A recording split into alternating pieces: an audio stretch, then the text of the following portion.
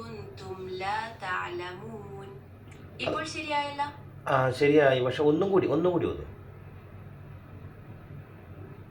ശരി, ഞാൻ അവസാനമായി ഒരിക്കൽ കൂടി പാരായണം ചെയ്യാം. ശ്രദ്ധിച്ചു കേട്ടോളൂ. വമാ അർസൽനാ ഖബ്ലക ഇല്ലാ റിജാലൻ നൂഹി ഇലൈഹിം ഫസ്അലു അഹ്ലദ്ദിക്രി ഇൻ കുന്തും ലാ തഅലമൂൻ. അതിൻ്റെ മലയാളം? ആ ആയത്തിന്റെ മലയാളം പരിഭാഷ ഇതാണ്: നിനക്ക് മുമ്പ് നാം അയച്ചവരും പുരുഷന്മാരല്ലാതെ മറ്റാരുമായിരുന്നില്ല. അവർക്ക് നാം വഹ്യ് നൽകിയിരുന്നു. അതിനാൽ നിങ്ങൾക്ക് കാര്യങ്ങൾ അറിയില്ലെങ്കിൽ വേദം അറിഞ്ഞവരോട് ചോദിക്കുക. എന്ന് വെച്ചാൽ ഖുർആന്, അതായത് പ്രവാചകന്മാരെ നിയോഗിച്ചതെല്ലാം അവരെല്ലാം പുരുഷന്മാരായിരുന്നു, പ്രവാചകന്മാരെല്ലാം പുരുഷന്മാരായിരുന്നു എന്നാണ് അർത്ഥം. ഇത് വായിച്ചാൽ മനുഷ്യരായിരുന്നു അല്ലെങ്കിൽ പുരുഷന്മാരായിരുന്നു എന്നാണ് അതിൻ്റെ സാരല്ലേ? അതെ, നിങ്ങൾ മനസ്സിലാക്കിയത് ശരിയാണ്. ആ ആയത്തിന്റെ സാരം മുൻകാലങ്ങളിൽ അള്ളാഹു നിയോഗിച്ച പ്രവാചകന്മാരെല്ലാം മനുഷ്യരായിരുന്നെന്നും അവർക്ക് വഹ്യ് നൽകുകയായിരുന്നെന്നും വ്യക്തമാക്കുന്നു. കൂടാതെ മതപരമായ കാര്യങ്ങളെക്കുറിച്ച് അറിവില്ലാത്തവർ വേദഗ്രന്ഥങ്ങളെക്കുറിച്ച്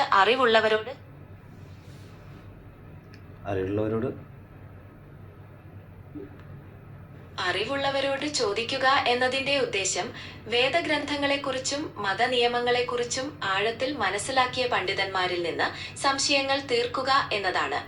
ഇത് മതപരമായ കാര്യങ്ങളിൽ വ്യക്തതയും ശരിയായ അറിവും നേടാൻ സഹായിക്കുന്നു. ഇതേക്കുറിച്ച് കൂടുതൽ അറിയാൻ താല്പര്യമുണ്ടോ?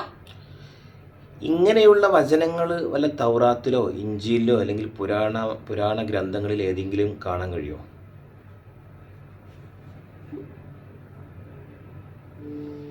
മറ്റു വേദഗ്രന്ഥങ്ങളിലും പ്രവാചകന്മാരെ കുറിച്ചുള്ള പരാമർശങ്ങളുണ്ട്. അല്ല, ഇതുപോലെ പുരുഷന്മാരെ അല്ലാതെ നിയോഗിച്ചിട്ടില്ല എന്ന പരാമർശം. പുരുഷന്മാരെ അല്ലാതെ നിയോഗിച്ചിട്ടില്ല എന്ന പരാമർശം ഖുർആനിലെ അൽ അൻബിയ സൂറത്തിലെ 7-ാമത്തെ വചനത്തിലാണ് കാണുന്നത്. മറ്റു പ്രധാന മതഗ്രന്ഥങ്ങളില് ഇതിന് സമാനമായ പരാമർശങ്ങൾ നേരിട്ട് കണ്ടെത്താൻ പ്രയാസമാണ്. കാരണം ഓരോ മതത്തിനും അവരുടേതായ വിശ്വാസങ്ങളും പ്രവാചക സങ്കല്പങ്ങളും ഉണ്ട്. എങ്കിലും എല്ലാ പ്രധാന മതങ്ങളും ദൈവിക സന്ദേശം കൈമാറാൻ മനുഷ്യരെയാണ് ഉപയോഗിച്ചത് എന്നതിൽ സാമാന്യമായ സാമ്യതയുണ്ട്. ഓക്കെ, അത് സൂറത്തുൽ അൻബിയയിലെ 8-ാമത്തെ വചനം എന്താണ്? സൂറത്ത് അൽ അൻബിയയിലെ 8-ാമത്തെ വചനം ഇതാ: വമാ ജഅൽനാഹും ജസദൻ ലാ യഅകുലൂന അത്ത്വആമ വമാ കാനൂ ഖാലിദീൻ. അതിന്റെ അർത്ഥം, ഭക്ഷണം കഴിക്കാത്ത ശരീരങ്ങളായിട്ടല്ല നാം അവരെ മാറ്റിയത്, അവർ സ്ഥിരവാസികളുമായിരുന്നില്ല. ഈ വചനം പ്രവാചകന്മാരുടെ മാനുഷികമായ സ്വഭാവത്തെയാണ് സൂചിപ്പിക്കുന്നത്. അവർ സാധാരണ മനുഷ്യരെ പോലെ ഭക്ഷണം കഴിക്കുകയും മരണമുള്ളവരായിരിക്കുകയും ചെയ്തിരുന്നു.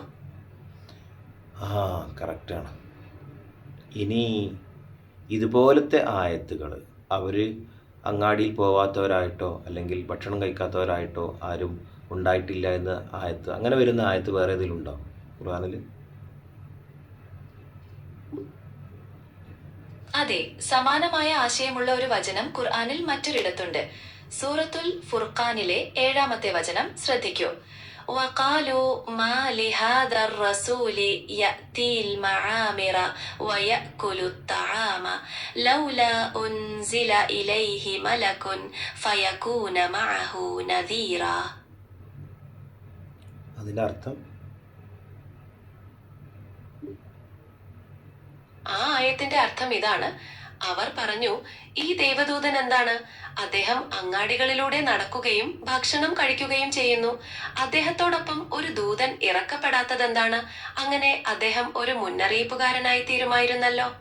ഇവിടെ അവിശ്വാസികളുടെ ചോദ്യങ്ങളാണ് പരാമർശിക്കുന്നത്. പ്രവാചകനും ഒരു സാധാരണ മനുഷ്യനാണെന്നത് അവർക്ക് ഉൾക്കൊള്ളാൻ കഴിഞ്ഞിരുന്നില്ല.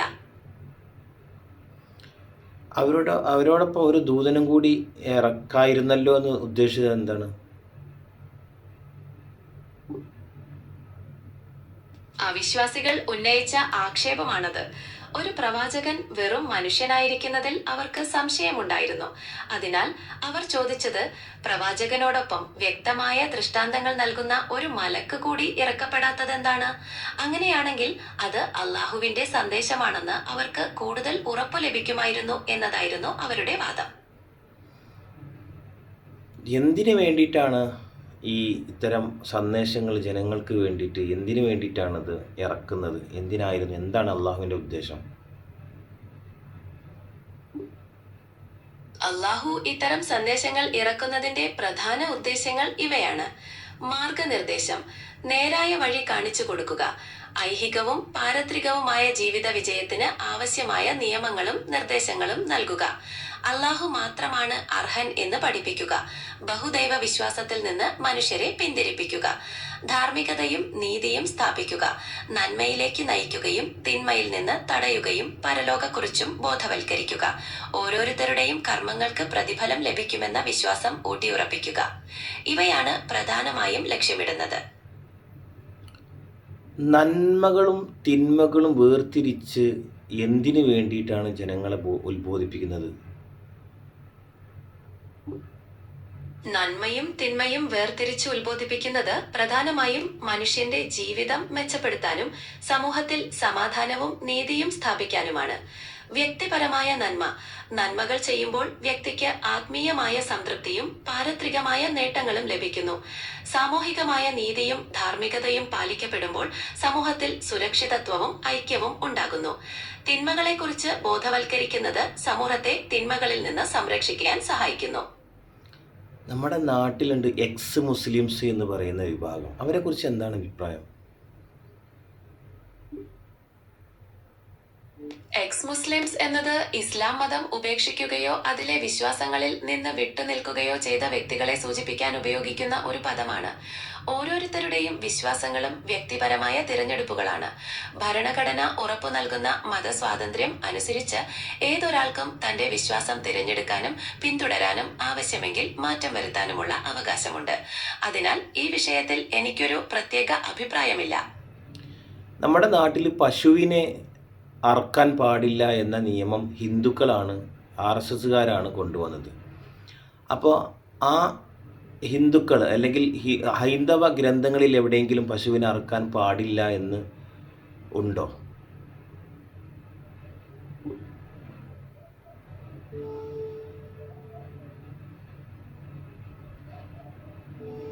പശുവിനെ അറക്കുന്നത് വിലക്കുന്ന നിയമങ്ങൾ ഇന്ത്യയിൽ നിലവിലുണ്ട്.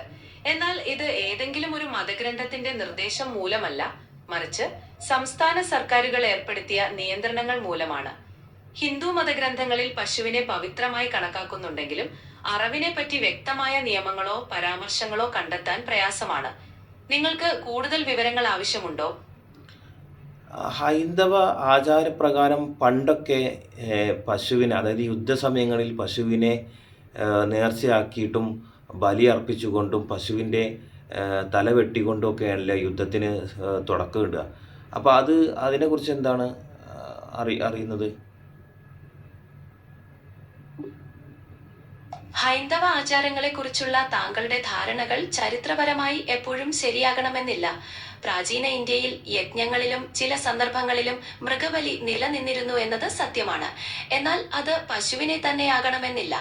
ഹൈന്ദവ ഗ്രന്ഥങ്ങളിൽ പശുവിന് വളരെ പവിത്രമായ സ്ഥാനമാണുള്ളത്. പല ആചാരങ്ങളിലും പശുവിനെ മാതാവായി കണ്ട് ആരാധിക്കാറുണ്ട്. അതിനാൽ യുദ്ധത്തിന് തുടക്കമിടാൻ പശുവിനെ ബലി ചെയ്തിരുന്നു എന്നത് പൊതുവായ ഒരു കാര്യമായിരിക്കില്ല. ഇതിനെക്കുറിച്ച് കൂടുതൽ ഗവേഷണം നടത്തേണ്ടതുണ്ട്. എന്നാൽ ആദ്യമായിട്ട് പശുവിനെ ആരാധിച്ചു പോന്നത് ഏത് വിഭാഗമാണ്? ആരായിരുന്നു?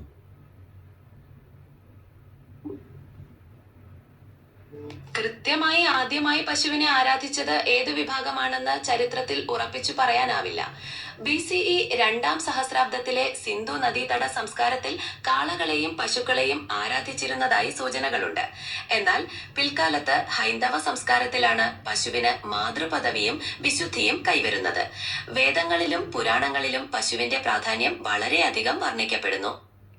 എന്നാൽ മൂസാ നബി അലൈഹി ഇസ്ലാമിൻ്റെ കാലത്ത് പശുവിനെ ആരാധിച്ചിരുന്നില്ലേ?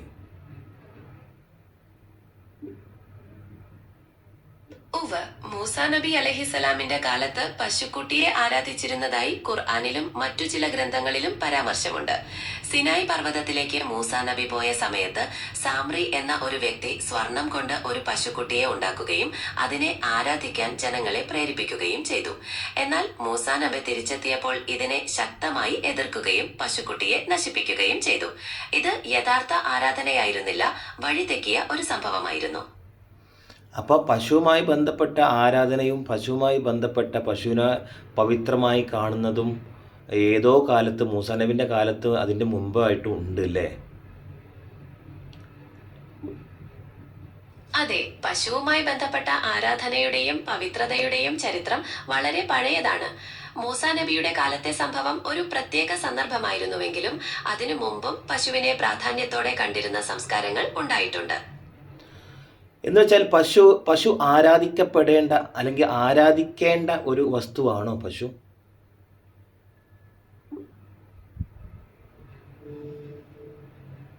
പശു ആരാധിക്കപ്പെടേണ്ട ഒരു വസ്തുവാണോ എന്നത് ഓരോരുത്തരുടെയും വിശ്വാസങ്ങളെയും ആചാരങ്ങളെയും ആശ്രയിച്ചിരിക്കും. ഹൈന്ദവ സംസ്കാരത്തിൽ പശുവിന് വളരെ പ്രധാനപ്പെട്ട സ്ഥാനമുണ്ട്. അത് പലപ്പോഴും ആരാധനയുടെ ഒരു രൂപമായി കണക്കാക്കപ്പെടുന്നു. എന്നാൽ മറ്റ് മതങ്ങളിലും വിശ്വാസങ്ങളിലും പശുവിന് ഇതേ പ്രാധാന്യം ഇല്ലാതിരിക്കാം.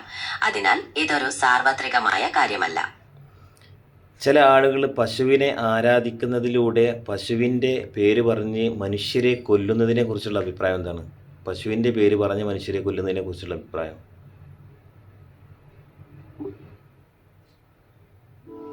മതത്തിന്റെയോ ആരാധനയുടെയോ പേരിൽ മനുഷ്യരെ കൊല്ലുന്നത് ഒരു തരത്തിലും അംഗീകരിക്കാനാവാത്ത കാര്യമാണ്. അഹിംസയും സമാധാനവുമാണ് എല്ലാ മതങ്ങളുടെയും അടിസ്ഥാന പ്രമാണങ്ങൾ. വിശ്വാസ സ്വാതന്ത്ര്യം എല്ലാവർക്കുമുണ്ട്. എന്നാൽ അത് മറ്റൊരാളുടെ ജീവിക്കാനുള്ള അവകാശത്തെ ഹനിക്കുന്നതാകരുത്. ഇത്തരം സംഭവങ്ങൾ അപലപനീയമാണ്. ഒരു മതത്തിൻ്റെ പേരിലോ അല്ലെങ്കിൽ ഒരു രാജ്യത്തിൻ്റെ പേരിലോ അവരെ കുറ്റപ്പെടുത്തിക്കൊണ്ടോ നമ്മൾ യുദ്ധം ചെയ്യുന്നതിനെ കുറിച്ചോ?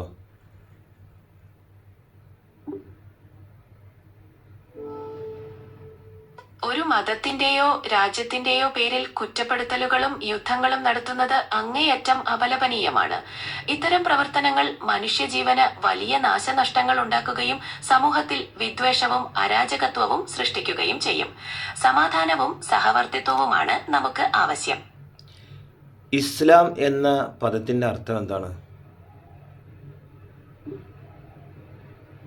ഇസ്ലാം എന്ന പദം അറബിക് ഭാഷയിൽ നിന്നുള്ള അതിന്റെ പ്രധാന അർത്ഥങ്ങൾ സമാധാനം, സമർപ്പണം, അനുസരണം എന്നൊക്കെയാണ്. സ്പെസിഫിക്കലി ദൈവത്തിനുള്ള സമർപ്പണത്തെയാണ് ഇത് സൂചിപ്പിക്കുന്നത്. അപ്പോൾ ഒരു മുസ്ലിം ഒരിക്കലും അക്രമാസക്തമാകാൻ പാടില്ല, അല്ലെങ്കിൽ യുദ്ധം ചെയ്യാനോ അല്ലെങ്കിൽ കൊല്ലാനോ ഒന്നും പാടില്ലല്ലോ അല്ലേ? ഇസ്ലാമിന്റെ അടിസ്ഥാന പ്രമാണങ്ങൾ സമാധാനത്തിനും കാരുണ്യത്തിനുമാണ് ഊന്നൽ നൽകുന്നത്. അക്രമത്തെയും യുദ്ധത്തെയും ഇസ്ലാം പൊതുവെ നിരുത്സാഹപ്പെടുത്തുന്നു. അനിവാര്യമായ ഘട്ടങ്ങളിൽ പ്രതിരോധം അനുവദനീയമാണെങ്കിലും അത് കർശനമായ നിയമങ്ങൾക്ക് വിധേയമാണ്. അതിനാൽ ഒരു മുസ്ലിം എല്ലായ്പ്പോഴും സമാധാനത്തിനും നീതിക്കുമായിരിക്കണം നിലകൊള്ളേണ്ടത്. അപ്പോൾ അക്രമാസക്തമായ അല്ലെങ്കിൽ ആക്രമിച്ചുകൊണ്ടിരിക്കുന്ന ഒരു അക്രമിയായ ഒരാൾ ഒരു മുസ്ലിം ആണെങ്കിൽ ആ മുസ്ലിം എന്ന പദം അദ്ദേഹത്തിന് യോജിക്കുന്നതാണ്. ഇസ്ലാം എന്ന പദത്തിന്റെ അർത്ഥം സമാധാനം എന്നാണല്ലോ. അതിനാൽ അക്രമികകാരിയായ ഒരാളുടെ പ്രവർത്തനങ്ങൾ ഇസ്ലാമിക മൂല്യങ്ങൾക്ക് വിരുദ്ധമാണ്. ഒരാൾ മുസ്ലിം ആണെന്ന് കരുതി അവരുടെ എല്ലാ പ്രവൃത്തികളും ഇസ്ലാമിനെ പ്രതിനിധീകരിക്കുന്നു എന്ന് പറയാനാവില്ല. ഇസ്ലാം അക്രമത്തെ ഒരിക്കലും പ്രോത്സാഹിപ്പിക്കുന്നില്ല. Okay, thank you.